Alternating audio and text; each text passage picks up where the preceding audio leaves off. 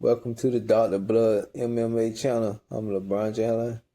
Back to the Dr. Blood MMA channel, and today we are giving you my predictions for Plessis versus Usman Fight Night, Oklahoma City.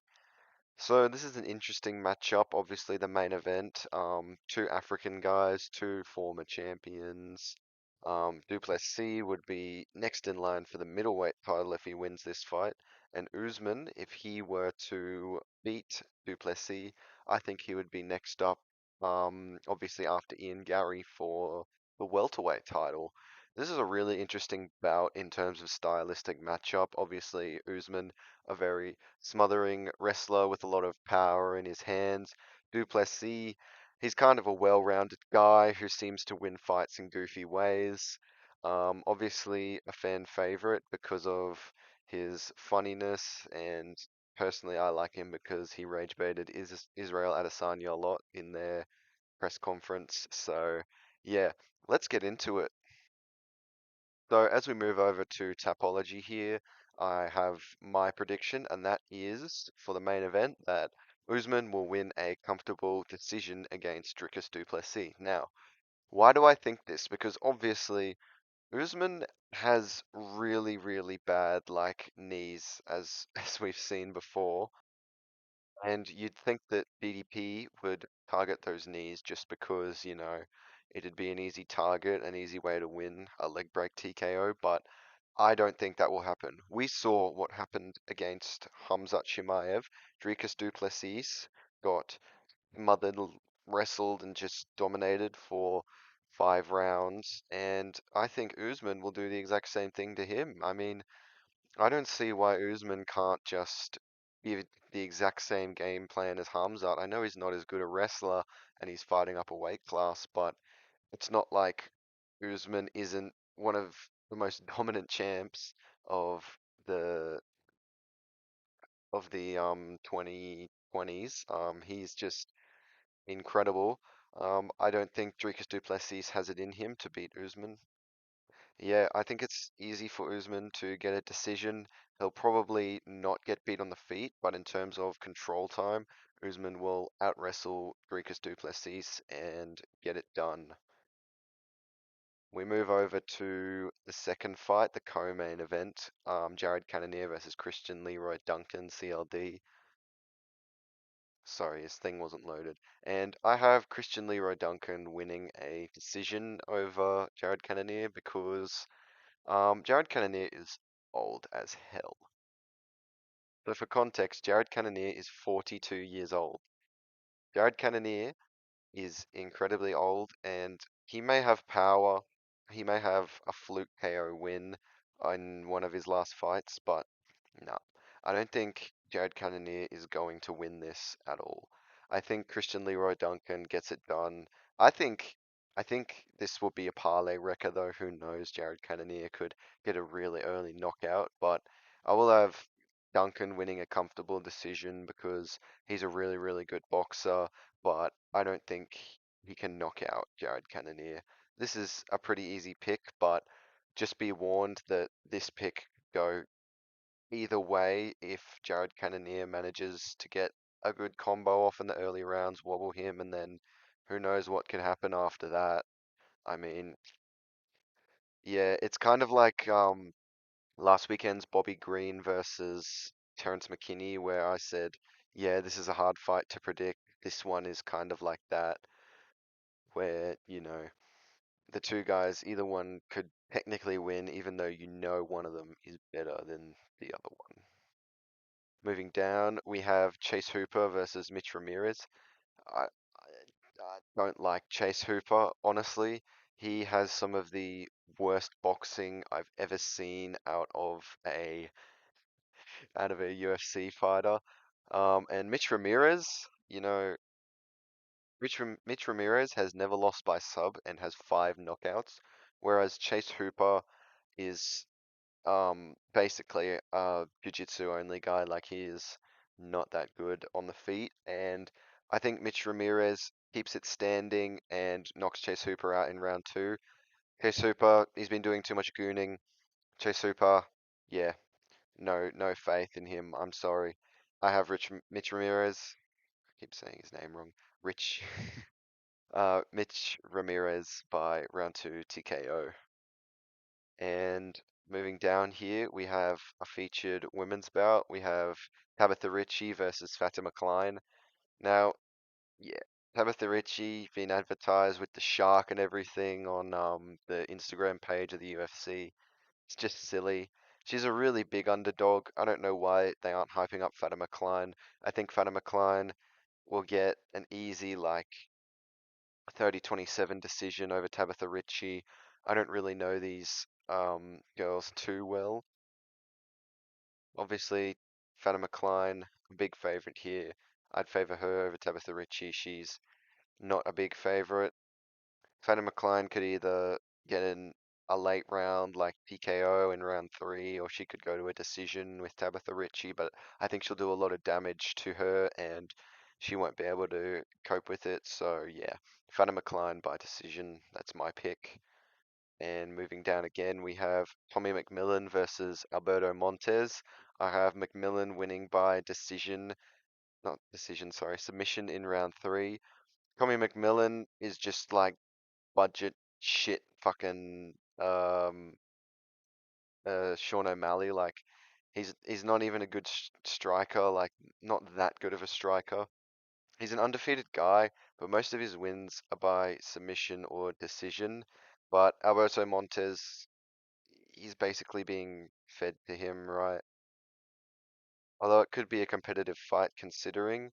Um, yeah, he he's also a very good grappler, but I think he will he won't win this bout. The judges, if it does go to a decision, may favor Tommy McMillan as well. But I think McMillan gets it done. This is going to be a really grappling heavy bout. I don't know who's going to be better on the feet. I haven't seen much of Tommy McMillan. I haven't watched film. I'm sorry. Money Menzel MMA, if you're out there, I don't watch film. I'm sorry. I'm a fraud. But yeah, um, Tommy McMillan will get it done by submission in round three. And we move down here to Jose Delgado versus Austin Barshi. I am big on Jose Delgado. I like him a lot. He's quite new to the UFC. He's only been fighting for a year or so. Yeah. He won on the Contender Series with a really good knockout. That was really good, and I've been big on him ever since. He lost the decision to Nathaniel Wood. He won against Andre Touchy-Feely, and he's knocked out three of his last four opponents that he's won against. Yeah, he is a big boxing guy. That's why I lean towards him. Austin Barshi. He's 14-1, but he does have a loss in the UFC. I don't think he'll win though. I love Jose Delgado. I think he'll get it done by decision or knockout. I have it by decision here because obviously Austin Barshi pretty good. I think he'll keep it competitive on the feet, and Jose Delgado will win by a comfortable 30-27 decision. Moving on here, we have Seokhyun Ko versus Jean-Paul Loboznoyani. I don't know how to pronounce his name. I'm sorry. So Seokhyun Ko, um, I don't know a lot about him, but he's a massive favorite in this fight, and I'm not going to fall for the Jean Paul propaganda. I've been seeing him on TikTok. I've been seeing his TikToks, and I think he's with Jaden Cable. I forgot, but yeah, I've seen him on TikTok, and I like him. Obviously, he's a great character, but Seok Hyun Ko, um, he's going to school him. It's going to be a beatdown. He's going to win by comfortable decision. Not much else to say here. I'm sorry, John Paul. I really like you, but yeah, my money's with Seokhyun Ko. Anything could go anywhere in a fight, but yeah, massive favorite. I just think he's a better fighter. My next pick is Levi Rodriguez versus Felipe Franco. So Felipe Franco, his last fight was a close decision to Mario Pinto. I think Mario Pinto came in with a really bad game plan. I haven't seen much of Levi Rodriguez. Obviously, he's undefeated, and that's why he's a favorite. But I think Felipe Franco can get it done. I mean, he has the UFC experience. Obviously, um, he's taken a guy who's very, very good in Mario Pinto to a decision, a close decision, and he could have, it was a winnable fight for him, but he didn't get it done. Levi Rodriguez Jr., I think he'll get his first loss here, and Franco will knock him out in round one. Ezra Elliott versus Damian Anderson is the next fight, and I've got Ezra Elliott by submission in round two. I don't really know much about these two guys. I'm just gonna throw this out there and hope it's right. I know Ezra Elliott's a big grappling guy and Damian Anderson isn't really, so Elliott takes him down and submits him probably with a choke. So yeah. Alden Correa versus Stuart Nickel is the next fight, and I have Alden Correa knocking Stuart Nickel out in round one.